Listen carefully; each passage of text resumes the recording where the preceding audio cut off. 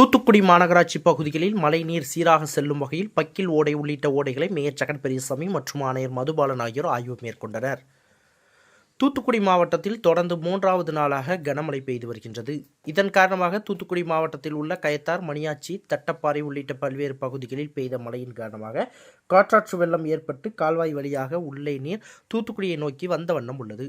இந்த நிலையில் தூத்துக்குடியை அடுத்துள்ள புதுக்கோட்டை பாலம் வழியாக அந்தோனியார்புரம், கோரம்பள்ளம் மாவட்ட ஆட்சியர் அலுவலகம் உள்ளிட்ட பகுதிகளில் அமைக்கப்பட்ட கால்வாய் வழியாக தற்பொழுது பக்கில் ஓடையில் தண்ணீர் சென்று கொண்டிருக்கின்றது. இந்த கோரம்பள்ளம் பகுதியில் உள்ள கால்வாய் பகுதியில் தண்ணீர் ஆர்ப்பரித்து செல்கின்றது.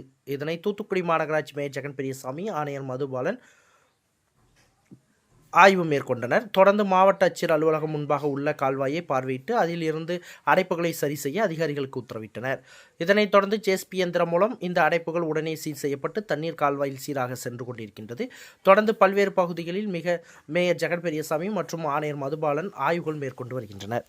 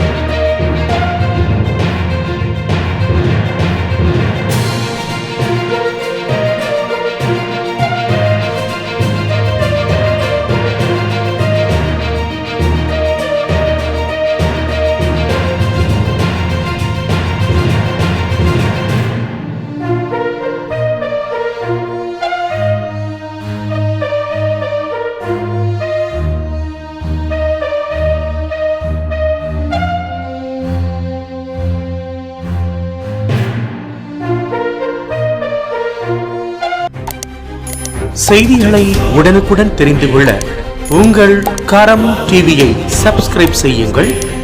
அதோடு பெல் பட்டனையும் கிளிக் செய்யுங்கள்.